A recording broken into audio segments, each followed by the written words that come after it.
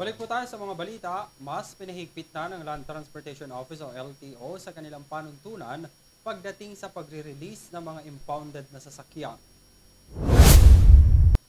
Ayon sa LTO, kalakip ito ng kanilang nationwide campaign para matiyak na hindi mailalabas ang mga na-impound na sasakyan bilang resulta ng law enforcement operations sa kabila ng kanilang pagbabayad ng multa ng rehistradong may-ari. Sabi ni LTO Chief Assistant Secretary Attorney Vigor Mendoza II, ang tanging paraan raw para mailabas ang mga impounded na sasakyan ay sa pamamagitan ng court order. Nagrereklamo na raw kasi ang mga transport group na nawawalan sila ng 30% ng kanilang kita araw-araw dahil sa operasyon ng mga kolorom na sasakyan. Tumaas na rin daw ang bilang ng mga kolorong vehicle sa ilang probinsya at Maynila sa mga nagdaang araw.